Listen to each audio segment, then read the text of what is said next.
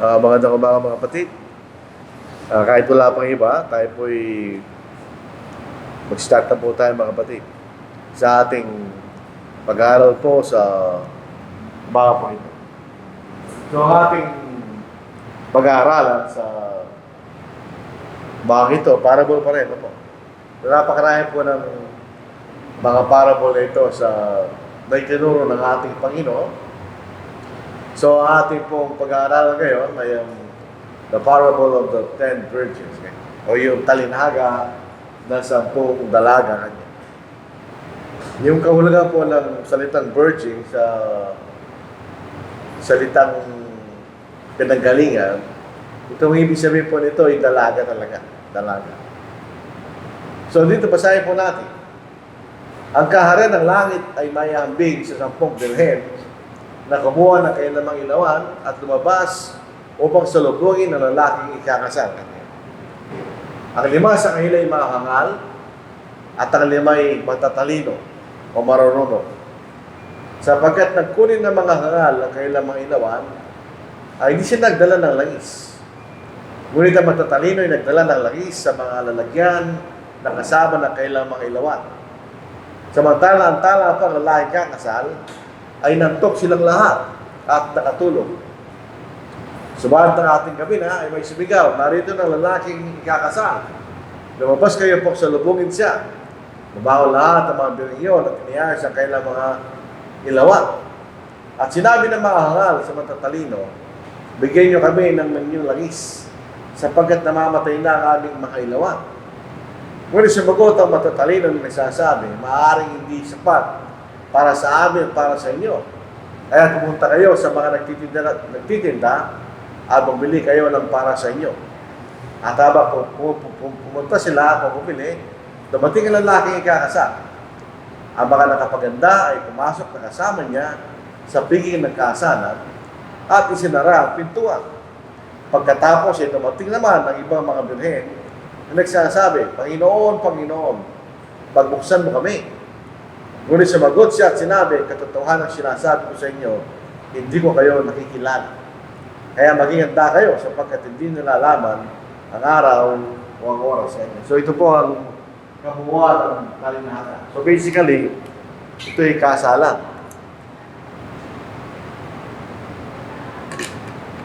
Ito ay kasalan sa panahon ng kautusan ni Moises. Ano po? May kasalan. So, mas unawain po natin, yung pong katuruan na nag-usap na kayo, mag-asawa na kayo, hindi natin mababasa. Dito mayroon pa mga maraming paraan para maipakilala na sila yung mag-asawa. Dito nagpakasal sila, di ba? Sabi nito sa Matthew 25 verse 1, after the ceremony of marriage, wedding feast, succeeded a feast of 7 days if the bride was a virgin. Pagkadalaga, pinahid. 7 araw yung celebration. Or 3 days if she was a widow, kung say babaeng balo. This feast was celebrated in her father's house, so sa bahay ng babae. At the end of the time, the bridegroom, o yung groom, hindi ko alam kung bridegroom pa, conducted the bride, kukunin na niya yung asawa niya with great pomp and splendor to his own home. This was done in the evening or at night. O basahin, meron pa mga talata na binigay si Mark. Basahin na.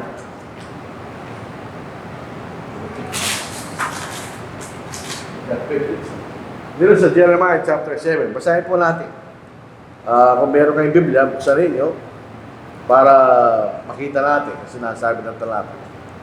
At aking patitigilin sa mga lungsod ng Juda at mga lansangan ng Jerusalem ang tinig ng pagsasaya at tinig ng katuwaan, ang tinig ng lalaking kakasal at ang tinig ng babaeng kakasal sapagkat ang lupain ay mawawa sa kanya. Although ito hindi ito patungkol dun sa mismong pagiging ng kasalan, mayroong panahon na ang bansang Israel ay natulan ng Diyos para maging alipin sa Babylon. Hihinto na yan, kaya hihinto yan. Kasi nga, wawasakin na yung lupain. Kanya, dadali sila sa pagkalipin. Pero ang point doon, meron talaga silang celebration pag may kinakasal, di ba? Katulad ng sinasabi sa pinag-aaralan natin. Sa 25 verse 10. Bukod din ipapuhin ko sa kanila isang tinig ng kasayahan at ang tinig ng katuwa, ang tinig ng lalaki kakasal at ang tinig ng babae kakasal, ang ingay ng mga batong gilingan at ang liwanag ng ilaw. Kasi ibig sabihin, lahat ng kasiyahan ay mawawala pag sila ay dinala sa pagkalipin. Ang point dito, meron talagang gano'n. Yun ang paraan ng pagkakasal ng mga Hudyo sa ilan na kausan ni Moises. Hindi lang yun. Bago sila ikakasal, sila muna ay yung sa ating modernong katawagan, engaged. Pero sa kanila, yung betrothal, ay parang sila legally mag-asawa na. Kaya lang, hindi sila pwede magsiping. So, mayroong period of time, minsan isang taon, at yung nag-iiba yun, yung pwede sa panahon. Pagkatapos na ikakasal sila, doon pa lang sila pwedeng magsiping. Dito sa Mateo chapter 1, noong si Jose at si Maria, at tatagpuan si Maria ay buntis. Kung ang kaparusahan sa isang babaeng tinakdahan na ikakasal sa isang lalaki at sila natagpuan na binay, papatayin siya. Basahin natin. Sa Mark chapter 1. Dito po sa verse 19. Si Jose na kanyang asawa, palibas ay verse 18. Ganito ang pagkapanganak kay Yesu Kristo ng si Maria na kanyang ina ay nakatatay kasal kay Jose bago sila magsama kanya. So pagka kayo tinatay kakasal, hindi kayo pwedeng magsama muna. Si Maria ay natuksang nagdadalang tao sa pamagitan ng Espiritu Santo. Si Jose na kanyang asawa, palibas sa isang tao matwid at ayaw lagay sa kahiyan si Maria, ay nagpasya na lamang na kanyang hiwalayin ito ng lihim. Dahil kung hindi, papatayin si Maria. Dito sa English, ano po, ang salin dyan, betroth, kanya, betrothal. Hindi siya equivalent sa engagement sa atin, dahil sa atin, pag engage kayo, hindi pa kayo mag-asawa. Hindi pa kayo tinuturing na mag-asawa. Kaya dito sa betrothal, sa Old Testament, pagka kayo nagkaroon ng gano'n, itakta kayo kakasal, kayo tinuturing na mag-asawa. Legally. Pwede magsiping kayo. Ito sa salin na ito, ano po. Now the birth of Jesus Christ was as follows. When his mother, Mary, had been betrothed to Joseph, before they came together, she was found to be with child by the Holy Spirit. And Joseph, her husband. So sila yung betrothed, pero hindi pa sila kinasal. Pwede tinutunan sila mag-asawa. Pwede sila pwede magsiping. Sabi rito, being righteous men and not wanting to disgrace her, planned to send her away secretly. So yung katuruan na pag-usap lang kayo mag-asawa naman, hindi totoo yun. So Old Testament, hindi totoo yun. Primero may betrothal. Merong witness yun. Pagkatapos no, usually, yung unang ipinatutupad after 1 year, doon pala kayo kakasal. Doon pala kayo magsasama. Kaya dito sa Matthew chapter 25, ito yung celebration pagkatapos sa 7 araw o 3 araw, kukunin na ng lalaki ang kanyang asawa at dadalhin niya sa kanyang bahay o bahay ng kanyang ama. Tuloy pa tayo sa ito po sa commentary po ni Kyle Pope sa Matthew. As in our parable, according to Argyle, on the translation, the regular time for marriage ceremonies was after dark, o pagmadilim.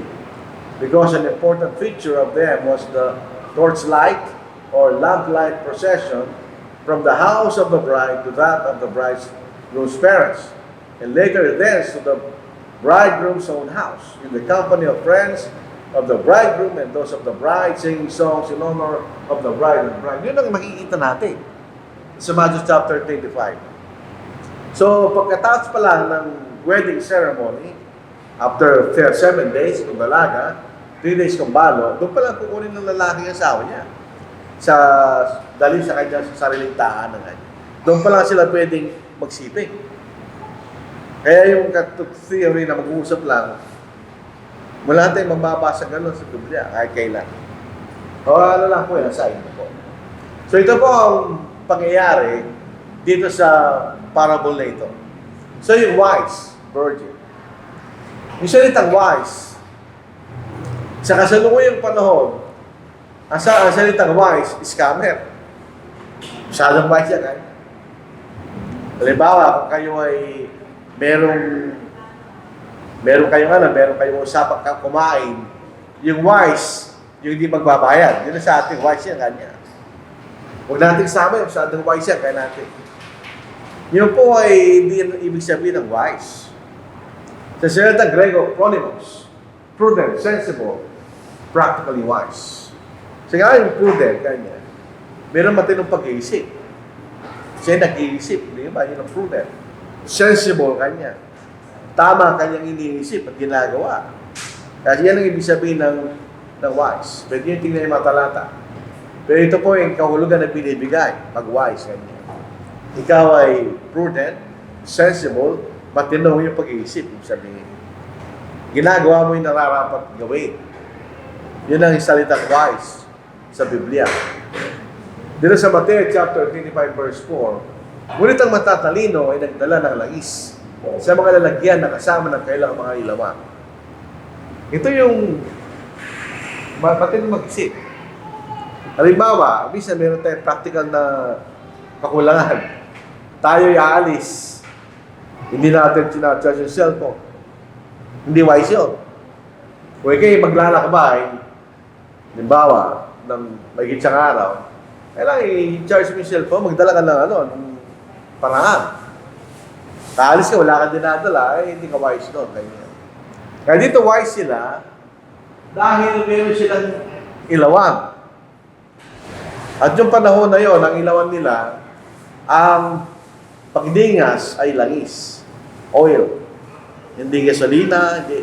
Kasi yung gasolina, pati lalagyan masusulog, puro langis, yan. Oil lamp, ang tawag doon. So, dahil sila ay matinong kailang kaisipan, kailangan natin ng lingasan ng ating ilawan na matagal na oras. So, kailangan meron tayo langis. Nagdala sila ng langis. Ngayon, meron sila langis. Useless lang ang ilawan kung wala siyang langis. Paano mo siya sisindahan ako? Hindi pwede yun. Kaya sila wise. Alam nila, ito yung gagawin nila, magkakaroon torchlight ceremony mula sa bahay ng babae patungo sa bahay ng lalaki. So maglalakabay sila. So kailangan meron siyang sapat na dalang langis para patuloy na naglilingas yung kailang ilawan. Kabilang banda, yung foolish virgin. Yung salitang foolish, hangal, sa Tagalog na damusali, doon sa luma, mangmang, ganyan. Ang mangmang, hindi siya taong walang alam. Hindi lang niya ginagamit yung kanyang dapat gawin, o yung kanyang alam. Kaya talaga, dull, ganyan, sluggish, stupid, foolish, ganyan.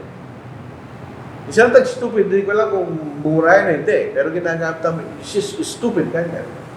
Ang ibig sabihin, alam niya yung dapat niyang gawin, pero hindi niya ginagawa. Kaya sabi nila, yan ang foolish kanya. Tingnan niyo. Sa Mateo chapter 25 verse 3, sapagkat nagkunin na mahangal ang kailang mga ilawan, ay hindi siya nagdala ng langis. So, anong gagamitin mong pagningas sa iyong ilawan kung wala ka langis?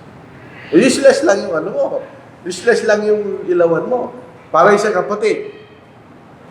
Yung cellphone nilalagay sa cabinet. Sabi ko siya, paano ka tatawagin yan? Yung cellphone nasa cabinet niya ako. Sino ba yung gagamit ng yung cellphone? Cabinet ako sa kanya. Dapat yung cellphone, dala mo. O kaya meron siyang load. So yung cellphone na walang load, anong kwenta no? Yun ang magbang. Alam lang kanya.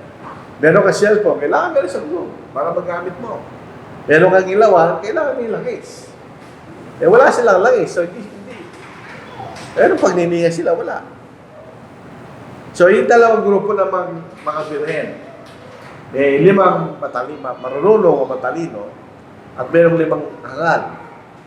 Yung hangal, hindi nila dinadala isang bagay na mahalaga sa kailang ilawan. Yung marunong, naghanda sila. Fully prepared. Meron sa dalang langis para manigas sila kailang ilawan. So yun ang simpleng makikita nating pagkakaiba ng 2 grupo ng mga birhen sa parable na ito. Ano po? Yung pagdating ng bridegroom, hindi alam. Exactly, hindi nila alam kung ilan siya darating. Basta bigla siya darating. Ganun natin. Ang kahari ng langit ay may hambing sa 10 birhen na kumuha na kailang mga ilawan at tumabas upang salubungin ang lalaking kakasal. Yun ang purpose nila, salubungin. Samantalang naantala pa ang lalaking kakasal, ay inantok silang lahat at nakatulog. Di nila alam kung ilan siya eksaktong oras na darating yung lalaking kakasal. Kaya naghihintay sila. So, eksaktong oras ng pagdating ng lalaking kakasal, hindi nila alam, naghihintay sila. In other words, sa tagal ng paghihintay nila, nakatulog pa sila.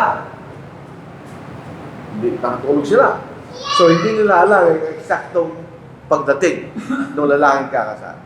So, yan makikita natin isang aspekto ng talinghaga dito. Yung pagdating ng lalaking kakasal. Bigla lang, yun, tingnan nyo. Sa Matthew 25 verse 6, subalit ng ating gabi na, ay may sumigaw, narito ng lalaking kakasal. O, bas kayo pagsalubungin sa kanya. So, hindi nila alam na ating gabi darating yun. So, naghihintay sila. May nagsabi, nandito na kanya lalaking kakasal. So, hindi na nila mamimiss yun. May sumigaw eh. And alam nila, hindi nila lalaking kanya. Kaya silang lahat ay lumabas upang salubungin yung lalaking kakasal. So, yung sabi, yung lalaking kakasal talaga darating yun. Sigurado darating yun. Kaya lang, hindi nila alam kung kailan darating. Kaya yung pagdating niya, biglaan lang. So, ibig sabihin, kailangan nakahanda ka. Hindi ka pa lang doon maghahanda. Kasi bigla siyang darating. Kaya nakita, lumabas sila eh, para salubungin yung lalaking ikakasal. Yung mga marunong na mga birhen, ayos lang sila. Dumating yung lalaking ikakasal, meron silang langis.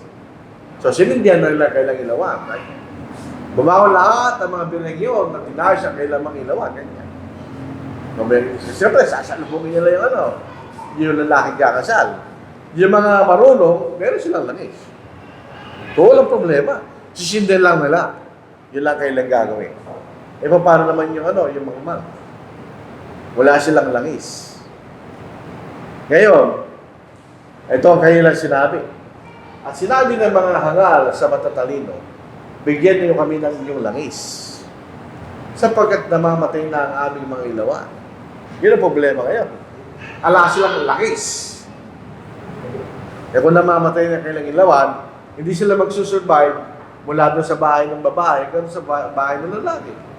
Meron pag stopover sa bahay ng magulang na lalaki. Di ba? So, paano yung posisyon na yun? Wala silang sapat na ilawan. So, sabi ng mga matalinong mga birhen, kung siya magot ang matatalino nagsasabi, maaaring hindi sapat para sa amin at para sa inyo. Totoo yun. Kung bibigyan nila ng langis yung walang langis, later on sila rin mawawalan ng langis, so mamamatay yung ilawan nila.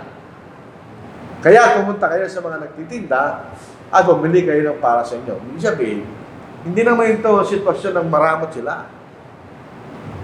Hindi gano'n. Ibig sabihin, kung ito'y pagtulong, ganito mangyayari. Kung meron kang extra langis, yung mga matatalino, bibigyan nila yun. Kaso wala sila extra. Sakto lang para sa kanila. So, sa ibig sabihin, kung tayo po ay may humingi ng tulong sa atin, pero ating pera, sakto lang para sa atin, hindi ko obligado tumulong. Anong itutulong mo? So, ang pagtulong kung may pagkakataon ka, sa pagkakataon, wala silang pagkakataon. Siyempre, ang iniisip nila, yung para sa sarili nila, yung ilawan nila. Maaari sa kanilang kaisipan, siguro, magdadala na ng ilawan yung iba. Obligasyon nila yun. Kaya hindi siya dala ng extra. Kaya sabi lang, bumili kayo. Ang problema, yung time element. Tingnan natin ang nangyari. At habang pupunta sila upang bumili, yun ngayon, naghanap sila ng bibilhan. Siyempre, yun ay mayroong panahon na guguguling. Dumating ang lalaki ang kasal. Ang mga nakapaganda ay pumasok na kasama niya sa piging ng kasalan at sinara pintuan. Yun ang problema pala dito. Pag pumasok na yung lalaki kakasal, isasarado na yung pintuan. Pagkatapos ito, matintawan ang ibang mga birhen, nagsasabi, Panginoon, Panginoon, pagbusan mo kami. Nung nakabili na sila ng langis, ngayon, preparado na sila. Nakasarado na yung pintuan. Ngunit sumagot siya at sinabi, katotohanan sinasabi ko sa inyo, hindi ko kayo nakikilala kanya. So itong makikita na kasaysayan ng talinahang ito, napakasimple lang. So ito yung paraan ng pagpapakasal ng panahon na yun. May sabi natin kanina, may 7 araw na feast kung birihin yung babae, 3 araw kung balo. Ngayon, pag pumasok na sila doon sa piging, sasarado yung pintuan. Nasa labas, hindi na makapasok. So, nangyari, yung 5 hangal na birhen, hindi sila nakapasok sa piging. So, sayang lang kailang paghahanda. Ano po? Siyempre, nakadamit siya dyan. Hindi sila nakakain, hindi rin sila nakapasok, at hindi sila nakapag-participate sa magbibigay ng karangalan doon sa ikakasal. So, yun ang makikita natin nangyari sa piging na yun. Ito po ay patungkol sa mga Kristiyano, actually. Hindi Kristiyano dito. Kasi yung wise at saka yung foolish virgins, mga Kristiyano yan. Kasi alam nila yung kakasal. Kaya meron silang relasyon doon sa dalawang kakasal at doon sila eh. So sila yung mga Kristiyano, mga kapatid. Yung sila'y sumunod sa Ebanghelyo at hinihintay nila pagdating ng Panginoon. Doon po sa isang ilustrasyon ng relasyon ng Iglesia at ng ating Panginoon, ang Panginoon ang lalaking kakasal at ang Iglesia ang babaeng kakasal kanya. Parang gano'n din ang larawan dito.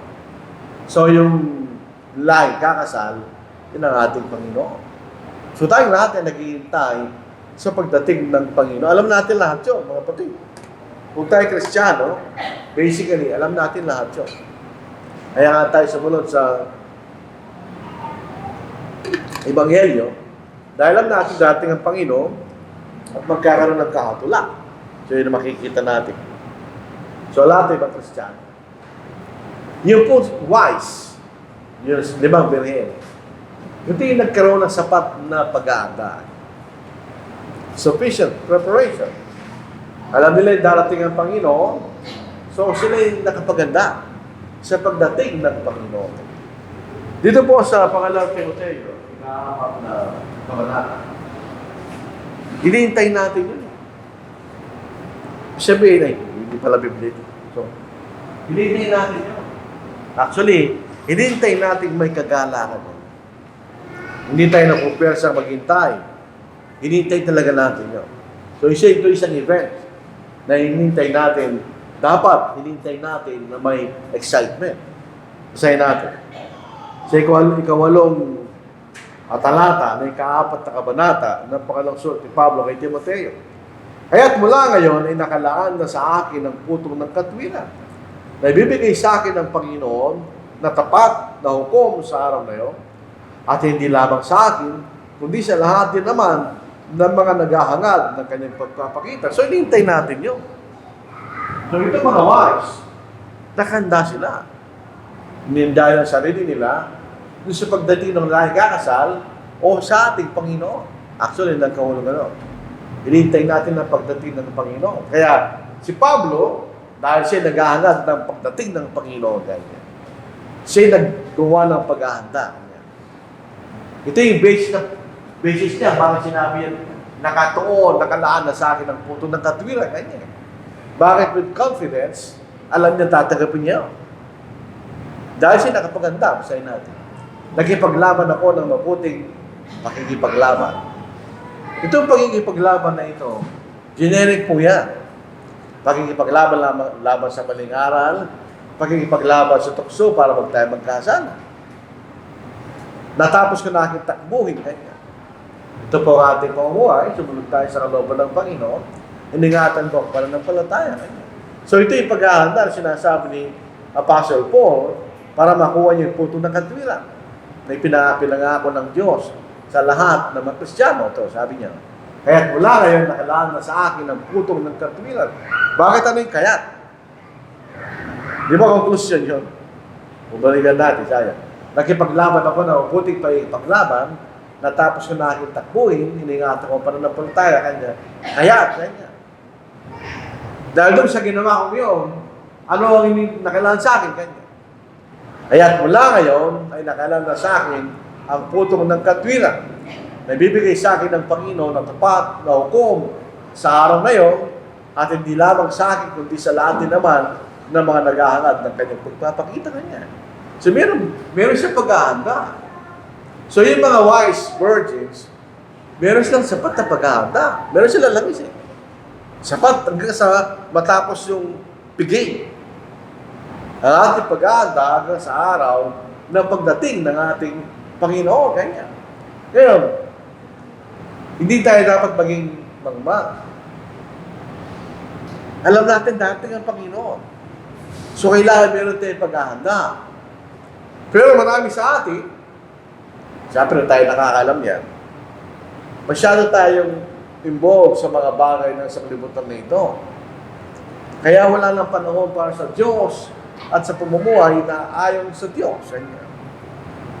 Ito ang irony ng kasalukuyang buhay natin ngayon. Masyadong hectic ang ating buhay, di ba? Kaya minsan wala na tayong panahon. Sa 1 John chapter 2:15 hanggang 17, huwag niyong ibigin ang isang libutan. Tama po yung sa akin dito, ibigin. Desire. Niya mga bagay na nasa libutan. Ito isang libutan dito. Hindi ito isang libutan na neutral na tinitirhan natin. Hindi ito tumutukoy sa mga tao. Ito tumutukoy sa masamang bagay na nasa isang libutan. Ganyan. Ang pag-ibig ng Ama ay wala sa sino mang umiibig na sa kalibutan. O ano problema kung minamahal mo yung kapwa mo? Wala problema yun. Ano problema kung nakatira sa mundo? Wala problema yun. So hindi na kahulugan niya. Ang kahulugan ng isang libutan yung mga bagay na hindi kalooban ng Diyos. Kanya. Tapos, merong enumeration. Sapagkat ang lahat na nasa isang libutan, so hindi rin literal yan. Yung mga pulong kahoy, hindi yan. Hindi yun ang sinasabi ng talata. Ang masasamang pagnanasa ng laman, so hindi masamang elemento ng sanglibutan. Ang pagnanasa ng mga mata at ang pagmamata sa buhay, itong tatlong ito, magkakaugnay yan. Yung gumagawa ng pagnanasa ng laman, pinagmamalaki nila yun, minsan, di ba? At yung mga nakukuha nila yung gusto na nakikita nila, pinagmamalaki nila yan. Kaya magkaugnay yung tatlong yan. Ay hindi mo lang sama kundi sa sanglibutan. Ang sanglibutan at ang pagnanasa nito ay lumilipas. Ito ay hanggang sa araw lang ng pagdating ng Panginoon, sisirain na lahat siya. Ngunit ang gumagawa ng kalooban ng Diyos ay nananatili magpakailanman. So, it's a contrast between temporary at saka eternal. Sa Diyos, eternal yan. Yung sanglibutan, temporal lang yan. Matatapos pag natapos yung sanglibutan, siyempre. So, ibig sabihin, minsan gano'n ng iba. Kaya wala silang panahon na paghahanda sa pagdating po ng Panginoon. Hindi priority ang karya ng Diyos. Yung mga bagay na nasa sanglibutan, pagkakailangan natin, o yung mga bagay na gusto natin, pangalawa yun. Ang primary ay ang kaharian ng Diyos at ang kanyang katwiran kanya. Pagkanpansin niyo po natin. Ngunit hanapin muna ninyo ang kanyang kaharian. Yun ang paghahanda. At ang kanyang katwiran, yun ang paghahanda. At ang lahat ng mga bagay na ito ay pawang daragdag sa inyo. Mga bagay na iniisip natin, mga pangangailangan, etc. Kung iuna natin ang karakari ng Diyos at ang kanyang katwiran, madaragdag yung mga bagay na yun. Hindi magic yan. Pag sumunod tayo sa katwiran ng Diyos, magtatrabaho ka mabuti, di ba? Kung magtatrabaho ka mabuti, anong mangyayari sa iyo? Yung mga pangangailangan mo, ay makukuha mo. Pati mga bagay na gusto mong gawin. Eh kasi nasa katwiran ng Diyos yun eh. Pag ginawa natin ang kanyang espiritual na kalooban, meron tayong guarantee na pag tayo ay nagpagal sa ating mga kamay, hindi tayo pababayaan ng Diyos. Yung sinasabi niya. Kaya yung mga bagay na hindi pa magdaragdag sa inyo, yung mga bagay na anxious tayo, inisip natin na makakainin mo, darating mo kanya, ibibigay siya ng Diyos yung kanya. Pag sumunod ka sa kanyang katwiran. Kaya lang, ibang mga kapatid, meron sila magic thinking. Para meron sila magic sa isip. Kanya, dapat naman ako Kristiyano kanya. Bakit ako naghihirap? Eh, hindi ka nagtatrabaho. O itrabaho mo, hindi sapat sa'yo. Ano mangyayari sa'yo? So, ibig sabihin, pinababatid sa atin ng katwiran ng Diyos yung mga bagay na yun. O pagka ginawa natin yan, idaragdag ng Diyos yan, di ba? Garanti yun, yung sabi sa atin. Yan po yung pangako ng Diyos. Kung priority natin ng kaharian ng Diyos. Ngayon, sa verse 8 and 9, umihingi sila ng langis. Di ba umihingi ng langis sa mga mag-akal, sa mga matalino? Ano ang ibig niya sabihin? Yung paghahanda ninyo, i-share nyo sa amin. Hindi pwede yun eh. Hindi tayo pwedeng maganda para sa iba. O yung iba'y maganda para sa atin.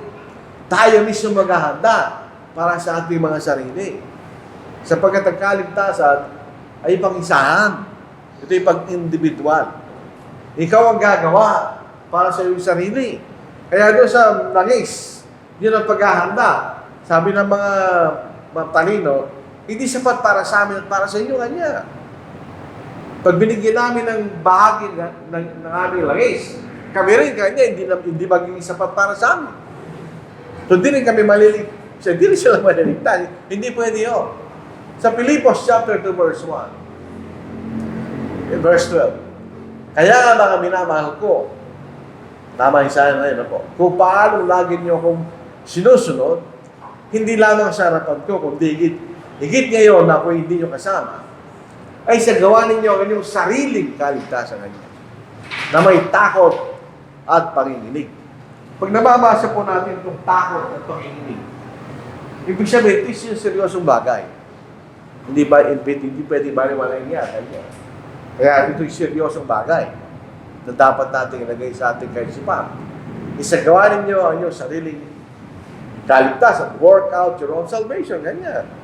So, hindi tayo pwede maganda para sa iba o yung iba yung maganda para sa atin. Tayo ang gagawa ng ating sariling kaligtasan. Mapaghahanda. Ganyan. Kaya nga yung itong mga hangal, humingi na ng langis dito, hindi pwede ganyan. Kung bibigyan namin kayo, pati kami mamawalan. Hindi maging sapat sa amin ang aming langis. Kaya bumili kayo kanya. Ang problema dumating na yung lalaking kaasan. Wala lang panahon sa paghahanda. Di ba? So, hindi pwede maganda tayo para sa iba o yung iba yung maganda para sa atin. We have to work out our own salvation. Gawin natin ang ating sariling kaligtasan, mga kapatid. Dito po sa Galatians 6:4, meron kang sariling responsibilidad. Usahin natin. Ngunit subukin ang bawat isa kanyang sariling gawa, kanya. Yung sariling gawa. Ang kanyang dahilan upang magmalaki sa kanyang sarili lamang, kanya. At hindi sa kanyang kapwa. Sapagkat ang bawat tao ay dapat magdala ng kanyang sariling pasan. Meron tayong personal responsibility sa mga bagay, lalo sa ating kaligtasan. Dadali mo yung sarili mong pasan, kanya. So, hindi pwede magpasan ng iba para sa'yo. Yun makikita natin. Bawat sa atin, dadali natin ang ating sariling mga pasan. So, yung ating kaligtasan, ano yun eh? Responsibilidad niya, kaya pasan kanya. Dadali natin ang sariling responsibilidad. Meron tayong sariling gawa kanya. Kaya yun para sa atin lang. Kung magmamalaki tayo, para sa sarili mo lang. Kanya. Kasi yun ang kaya mong pasanin. Yun ang yung personal na responsibility, lalo higit sa tinatawag na kaligtasan, mga kapatid. This is Romans 14 verse 12. Kaya ang bawat isa sa atin ay magbibigay sulit sa Diyos ng kanyang sarili. Kanya. Magbibigay sulit, ibig sabihin, sasagutin natin sa Panginoon ang mga lahat ng mga bagay na ating ginawa. Kaya magbibigay sulit kanya. Harap tayo sa Panginoon. Sa 2 Corinthians 5:10, sinasabi yung magiging basihan. Sapagkat tayong lahat ay kailangang umarap sa hukuman ni Kristo upang bawat isa ay tumanggap ng kabayaran sa mga bagay na ginawa niya sa pamamagitan ng katawan, maging mabuti o masama niya. So ang ating paghahanda ay mga bagay nating ginawa.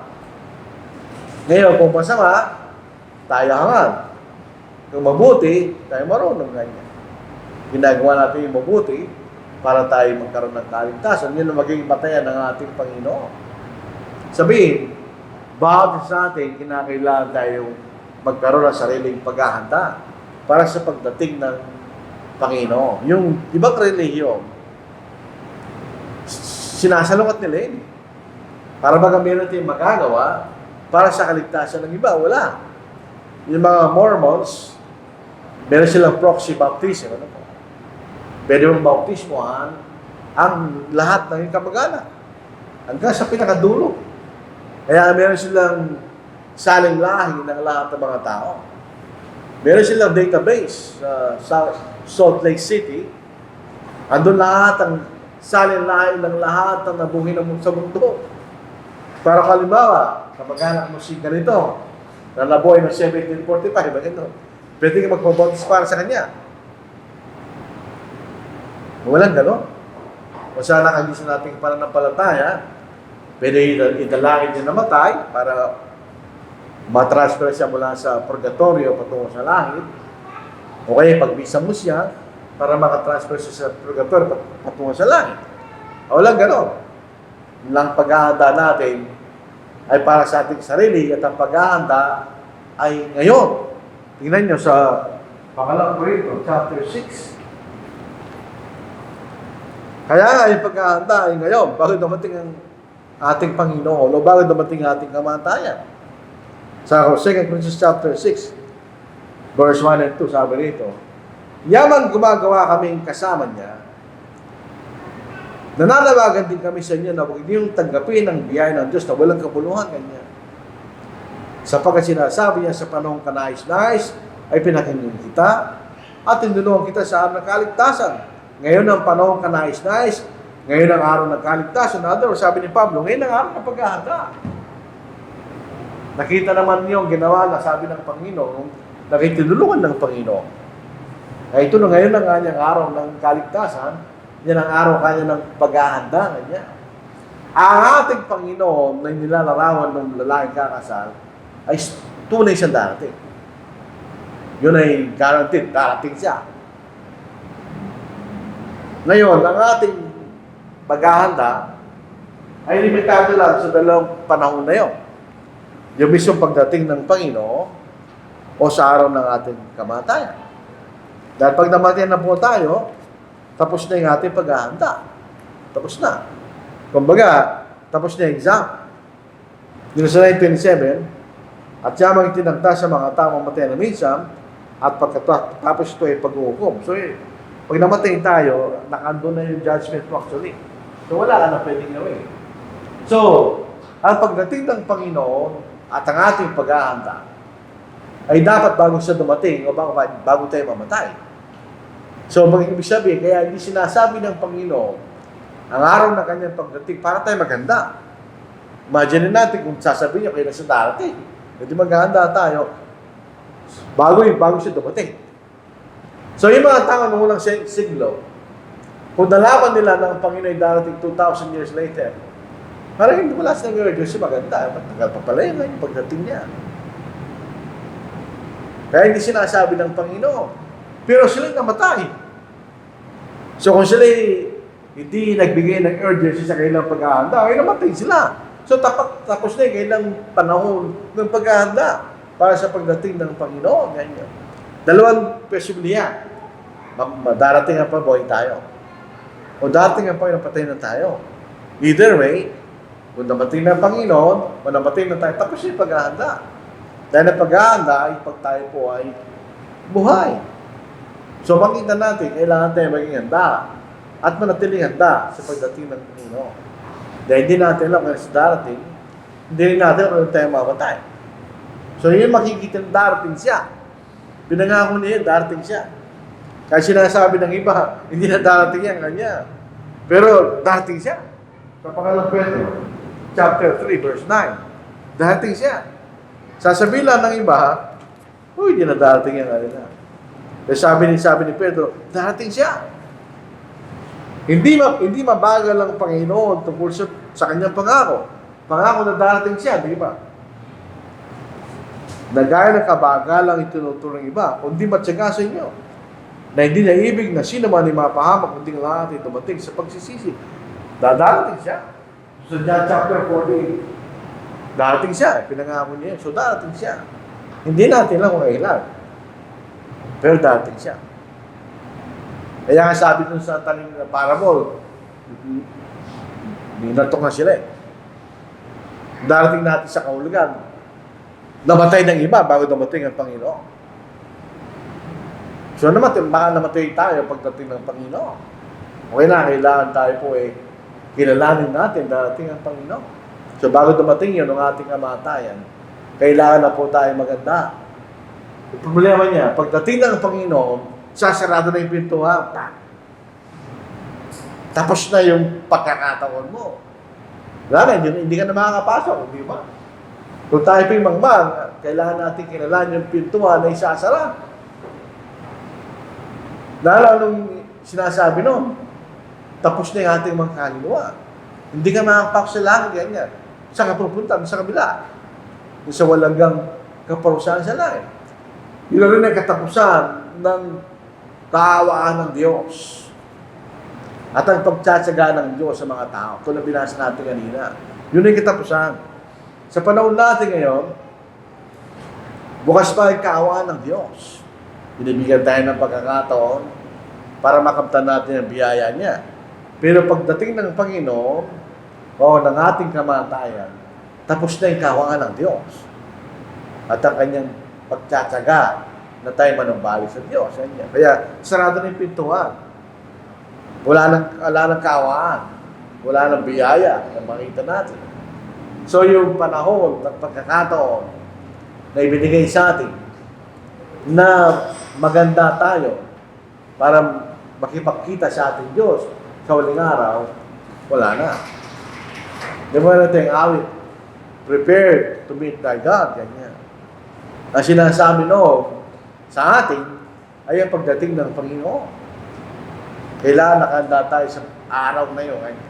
Kung tayo ay matalino, marunong, tayo maging handa sa pagdating ng ating Panginoon. Katulad ito, yung 5 biyahe. Kung tayo magmag, katulad noon, alam mo, sasarado yung pintuan eh. Di bakit ka maghahanda? Pag sasarado yung pintuan. Bago ba isara yung pintuan, kailangan na tayo nakahanda kanya. Kaya pag sara ng pintuan, dalawa lang sinabi natin, pag kayo bago mamatay, o bago dumating ang Panginoon. Kasi pag namatay ka, hindi ka nakahanda, sasaratuin din ng pinto para sa'yo pagdating ng Panginoon. So, pangikita natin, natatapos din yung pagkakataon na bibigay sa atin ng Diyos. Para tayo makahanda at makamta natin ang biyaya ng Diyos. Ito yung problema at masakit. Hindi tayo kilala ng Diyos. Yung mga unfaithful Christians will be rejected by the Lord. Hindi tayo tatanggapin ng Panginoon. Bagamat ito po ay totoo sa mga may maling aral. Totoo yun sa may maling aral. Totoo rin sa mga Kristiyano yan. Sabi rito, dahil doon sa unang talata, not everyone who says to me, Lord, Lord, shall enter the kingdom of heaven, but he who does the will of my Father in heaven. So, mga Kristiyano yan, di ba? Many will say to me in that day, Lord, Lord, have we not prophesied in your name, cast out devils in your name, and done many wonders in your name? And then I will declare to them, I never knew you. Depart from me, you practice lawlessness. Kaya ako po in English ito, Dahil itong salin na ito ang pinakatapat dito sa salitang ito. Doon sa King James, iniquity o kasamaan. Pero sabi rito, lawlessness. Pag tingnan mo yung lawlessness talaga yan. Ito yung opposite ng sa taas. Ito yung lawful. Dahil ginagawa mo yung kalooban ng Ama na sa langit. Di ba? Lawless, dahil di mo ginagawa. So, di tayo kikilalanin ng Panginoon. Kahit tayo na bautismohan, kahit tayo po'y sumamba, etc. Kung di tayo naging tunay na tapat, hindi na tayo kilala. So, sa John chapter 10, sabi ng Panginoon, kilala ko aking mga tupa kanya, at aking mga tupa, kilala ko kanya. So, personally, kilala tayo ng Panginoon, bautisa. Hindi totoo yung sinasabi ng mga born again, na wala tayong relasyon sa Panginoon. Meron, kilala tayo ng Panginoon. Pagkawagawa tayo ng kanyang kalooban. So, yung hindi tapat, hindi sila kikilalanin ng Panginoon, mga kapatid. Kaya dito ang warning. Watch therefore. Magpantay kayo niya. Sabihin, hindi lang tayo po'y nakahanda. Hindi tayo po'y nagmamasid. Para ba yung nagbabantay? Binabantayan mo sarili mo, etc. Ito po isa lang mag-Gregorio. Yung susunod galing sa ng Gregorio, di ko. Kinakailangan kay parang palagi gising. Hindi kayo vigilant kayo. Nagbabantay ka. Binabantayan mo sarili mo. Kaya tayo po yung conscious doon. Dahil hindi natin lang ilan ang darating. Hindi lang tayo nag-ahanda, hindi tayo nag-iingat. Nagmamasid. Nagpupuyag. Ganyan. Ibig sabihin, araw-araw, kailangan nating isipin na darating ang Panginoon. Kasi, ang mentality natin, tayo lahat actually, para sa isipan natin, matagal pa ang Panginoon. Aminin nyo hindi, ganun lang natin kaisipan kasi wala tayong nakikitang sinyal sa darating, walang sign. Pero ang pag-ahanda natin, kailangan nating ihanda at palaging inaasahan, anytime, darating ang Panginoon. Kahit tayo po, daily basis lang tayo. Hindi tayo permanent. Kumbaga sa trabaho. Daily basis dahil anytime, mamamatay ka, o anytime, darating ang Panginoon. Kaya yung mentality natin, dapat araw-araw, isipin natin, darating ang Panginoon. Para sa eskwelahan. Pag araw-araw naisip mo, bukas magtitest ka, mamayang gabi, mag-aaral ka palagi, araw-araw. Kasi, baka mag-test tayo bukas, yan. Eh, yung mga ibang teacher, may sila. Hindi na sinasabi kung kailan kayo magtitest. Yung mga teacher na gano'n. Minsan, bigla kayo magtitest. Walang sinabi nung nakarang para makita niya kung talaga nag-aaral kayo. May mga teacher na, bukas meron tayong test, pero mag-aaral ka. O papasa ka na naman. May mga teacher na wise. Hindi sinasabi kung kailan ang test. Para gabi-gabi kanya, mag-aaral kayo. May mga teacher na gano'n. Ang ating Diyos, gano'n siya. Hindi niya sinasabi kung kailan tayo magtitest. Kaya kinakailangan gabi-gabi, araw-araw, tayo nakahanda. Dito sa iyo lang, Pedro chapter 5, verse 8. Magpakatino kayo kanya. Magbantay kayo kanya. Yun ang vigilant. Magbantay kayo kanya. Sino binabantayan natin? Ang ating sarili, siyempre. Ang Diablo, pati yung Diablo, ang Diablo na inyong kaaway tulad ng liyong gumagala at umuungat na lumahanap ng kanyang malalapa. Siya'y labanan ninyo, maging matatag sa inyong pananampalataya. Yamang inyo nalalaman naman kayong ihihirap ay naranasan ng inyong mga kapatid sa buong sanglibutan. In other words, ito'y general experience ng mga Kristiyano. So sabi niya, magbantay kayo. Binabantay mo sarili mo, binabantay rin natin kaaway ng Diyos. Kung nagbabantay ka, hindi ka lang nag-aanda, nagbabantay ka na. Sarili mo at ang kaaway ng Diyos, ang walang iba kundi Satanas. Dito po sa 2 Timothy, yun ang binabantayan mo. Tingnan natin. Nakipaglaban ako ng mabuting pakikipaglaban. Sabi natin kanina, hindi lang ito pakikipaglaban sa maling doktrina ko naman. Ito rin pagkikipaglaban-laban sa tukso. Natapos ko na aking takbuhin, iningatan ko aking pananampalataya. Kaya mula ngayon, nakalangan sa akin ang puto ng katwiran na bibigay sa akin ng Panginoon na tapat at hukom sa araw na yun, at hindi lamang sa akin, kundi sa lahat din naman na nag-aangad ng kanyang pagpapakita. So ito yung daily basis. Hindi mga sinatin lang kung 10 taon ko bago dumating yung Panginoon, 100 taon pa, hindi natin alam eh. So anytime, pwede siyang dumating. Kaya nagbabantay tayo. Dahil napakahirap to, walang sinyales, darating na siya. Nasabi sa Matthew 24, sa huling bahagi, darating siya sa panahon, di natin naasahan. So kailangan tayo nakahanda, di ba? Araw-araw nakahanda tayo mga kapatid. Bilang panghuli, ang Panginoon darating siya sa oras na hindi natin naasahan. Yun ang major premise natin. Darating ang Panginoon sa isang panahon na hindi natin naasahan. Ngayon, kung tayo po ay wise, katulad ng 5 wise virgin dito, kailangan tayo nakahanda na makipagkita sa Kanya. O kung tayo po ay mangmag, katulad dito, na hindi tayo nakahanda para makipagkita sa Kanya. Kaya ang ating para bagang nasa ating kaisipan at tinatanong natin, are we prepared to meet our God? Tayo may nakahandang makipagkita sa ating Diyos araw-araw. Dahil din natin may sa darating. So, ang isipin natin, mamaya pwede siyang dumating. Kahit kailan, pwede siyang dumating. Pero most probably, opinion ko lang naman ito. Most probably, darating ang Panginoon linggo. Kasi tingnan niyo, ang Panginoon ay nabuhay na maguli. Linggo yan. Dahil yan po ay Pentecost. Ang ibig sabihin ng Pentecost, 50th day. Yan po ay pagkatapos ng tinatawag lang Feast of the Weeks o Feast of the Harvest. 7 consecutive weeks silang yung pista na yun.